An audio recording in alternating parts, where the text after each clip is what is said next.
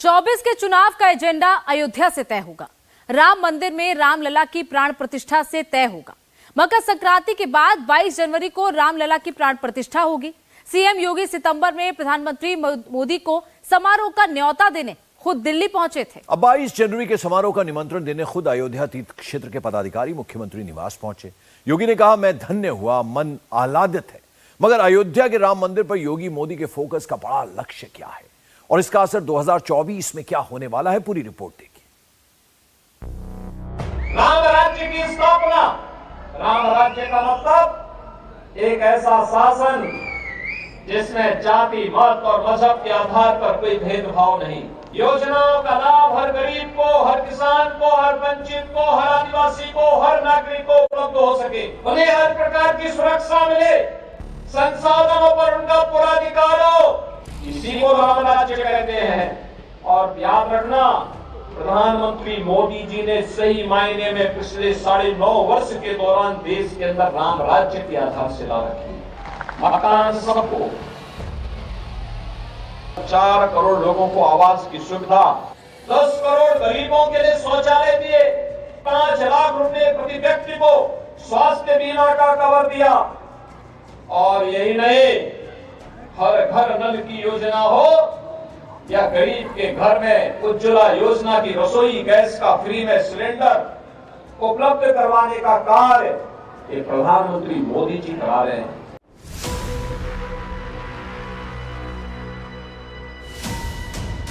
अयोध्या में राम मंदिर का निर्माण, देश में राम राज्य की शुरुआत।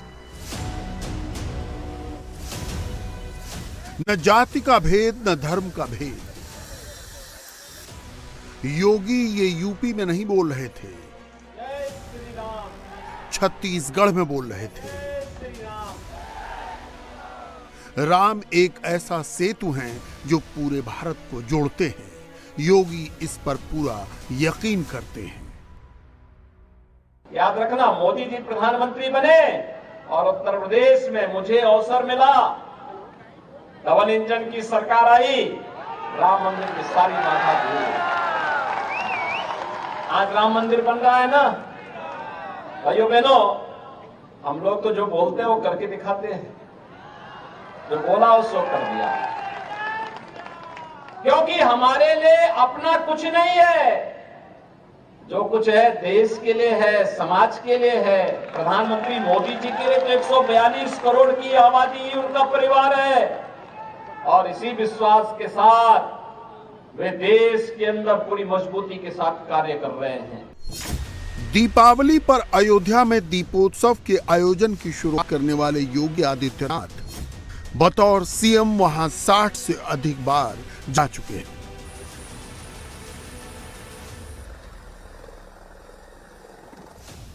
मगर इस बार योगी बहुत सुचिंतित तरीके से पूरी कैबिनेट के साथ अयोध्या गए।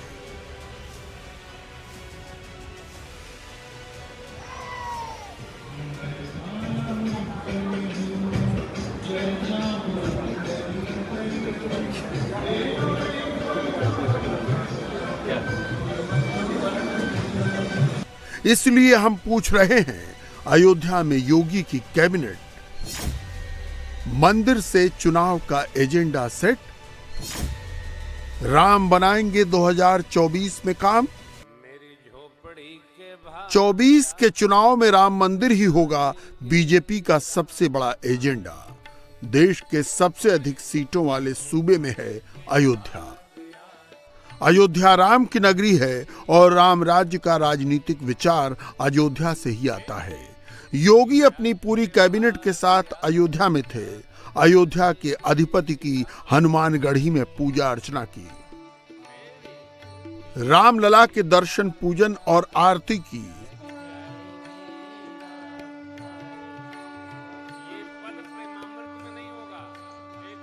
राम मंदिर निर्माण का भी निरीक्षण किया।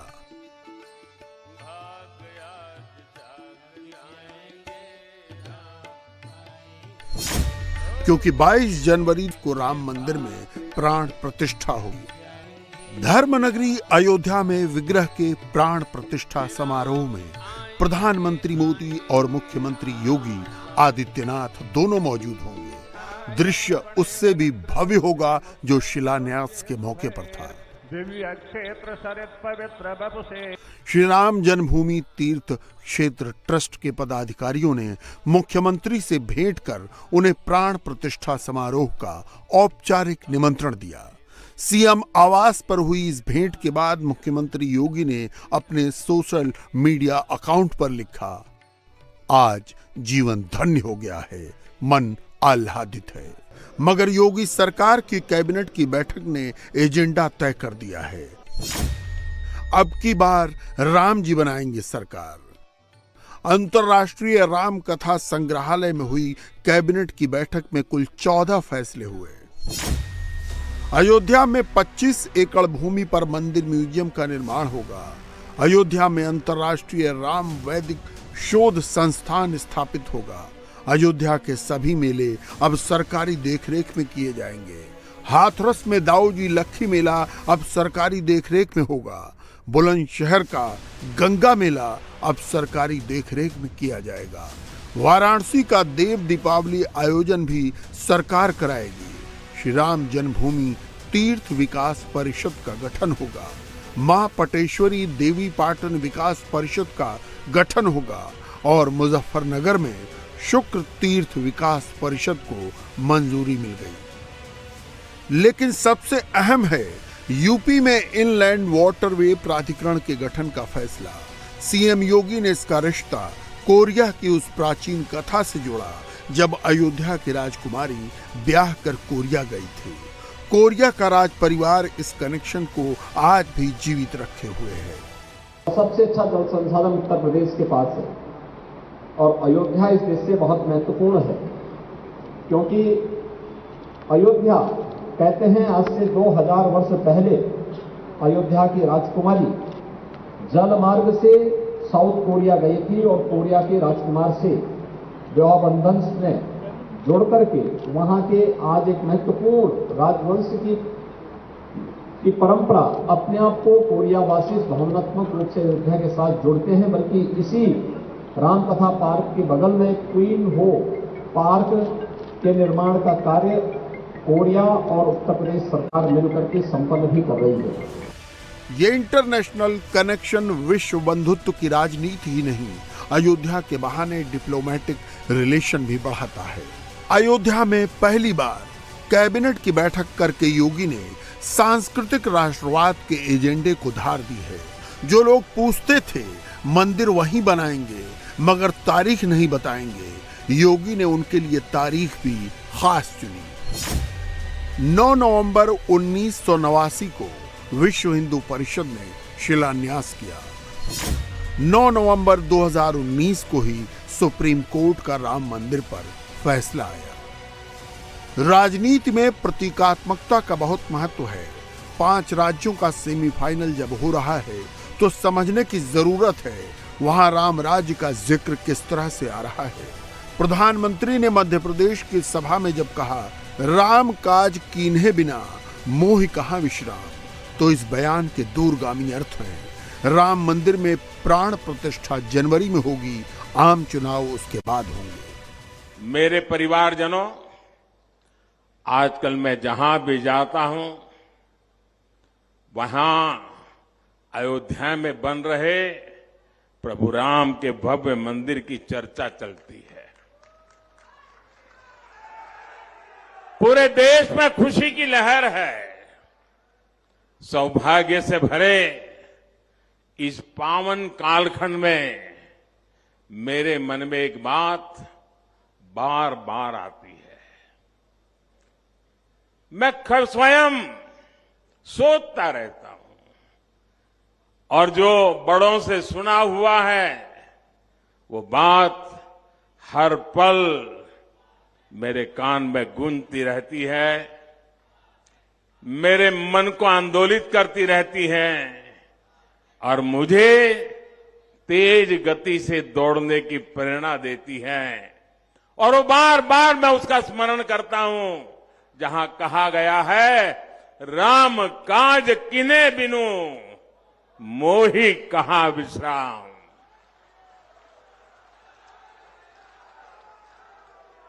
अब रुकना नहीं है, थकना नहीं है और विश्राम का तो सवाल पैदा ही नहीं होता।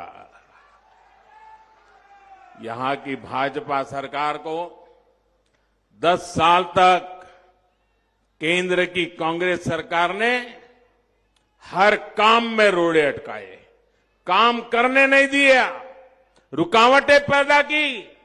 अभी 2014 में ही तो मध्य प्रदेश को डबल इंजन की डबल ताकत मिली है। एमपी को जिस अंधेरे कुएं में कांग्रेस ने धकेल दिया था, उस अंधेरे कुएं से भाजपा एमपी को बाहर निकाल पाई है। दूसरी ओर विश्व हिंदू परिषद भी राम मंदिर के प्रकल्प को घर घर पहुंचाने में लगा है। राम जन्मभूमि परिसर में रविवार को अक्षत पूजन का भव्य कार्यक्रम हुआ। रामलला के दरबार में विधि विधान पूर्वक अक्षत भरे 100 कलशों की पूजा की गई। पीतल के कलशों में 5-5 किलो अक्षत भरा गया। ये पूजित कलश देश के कोने कोने से आए वीएचपी के 100 कार्यकर्ताओं को दिए गए। पूजित अक्षत अयोध्या से देश के 5 लाख गांवों में बसे परिवारों को भेजे गए। विश्व हिंदू परिषद के 118 कार्यकर्ता देश भर से अयोध्या पहुंचे। साल की शुरुआत से लेकर मकर संक्रांति तक अक्षत पूजन का कार्यक्रम चलेगा। पूरा जनवरी राममय होगा और 100 करोड़ लोगों तक पहुंचने का लक्ष्य होगा। 1 जनवरी से 15 जनवरी तक गांव-गांव, मोहल्ले-मोहल्ले में स्थानीय कार्यकर्ता घर-घर जाकर रामलला के पूजित अक्षत बड़े श्रद्धापूर्वक परिवारों में देंगे।